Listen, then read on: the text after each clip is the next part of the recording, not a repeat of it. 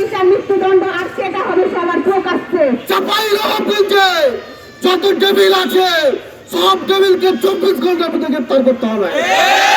এই ধর্ষকদের হাতে 8 বছরের সন্তানও সুরক্ষিত নয়, তাহলে কি এখানে আমরা আজও পোশাককে দোষ দিব, না আমরা আমাদের মানুষদের বিবেককে দোষ দিব? কলঙ্কিত জাতি, যেখানে পুরো 4 মাসে 90টা ধর্ষণের কথা উল্লেখ করা হয়েছে।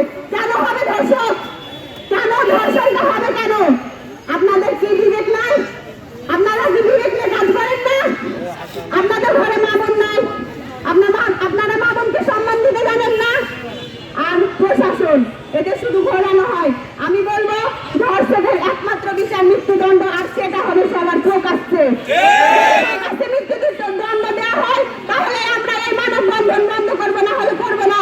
এই ধর্ষকদের হাতে না আমাদের বোন সুরক্ষিত, না আমাদের মা সুরক্ষিত, না আমাদের ছোট বোনেরা সুরক্ষিত।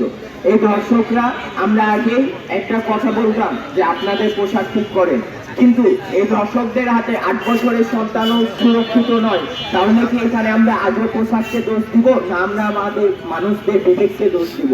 আমরা কতটা নিচে নেমে গিয়েছি যে আমাদের কাছে 8 বছরের সন্তানকে ধর্ষণের চিন্তা ভাবনা আছে। আমি তাদের কাছে জানতে চাই, আমি জানতে চাই মানুষ কি নরপশুতে পরিণত হয়েছে?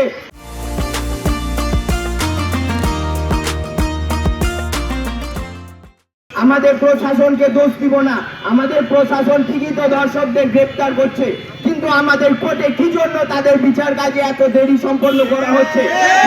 ধর্ষকদের সুন্দরভাবে গ্রেপ্তার করা হচ্ছে, সুন্দরভাবে চিহ্নিত করা হচ্ছে, তারপরেও কি জন্য তাদের বিচার কাজে এত দেরি সম্পন্ন হচ্ছে? আমরা সরকারকে বলতে চাই, ধর্ষকদের 3 মাসের মধ্যে বিচার কাজ সম্পন্ন করতে হবে। মৃত্যুদণ্ড একমাত্র তাদের প্রকৃত বিচার। ইনকিলাব জিন্দাবাদ। আমরা বিগত খুনে হাসিনার আমলে, লক্ষ ফেরাউন খুনে হাসিনার আমলে দেখেছিলাম কিভাবে ধর্ষণদের সেঞ্চুরি উদযাপন করা হতো। আমরা 24-এর বাংলায় আবারও দেখতে পাচ্ছি কিভাবে ধর্ষণ করা হচ্ছে শিশু বাচ্চাদের ওপর। এ সরকার কি করছে? আইন উপদেষ্টা কি করছে? এ ধ্বজভঙ্গ আইন উপদেষ্টা দিয়ে আমরা কি করবো? দায়িত্ব পালন না করতে পারেন, অতি শীঘ্র পদত্যাগ করে দায়িত্ব ছেড়ে দেন।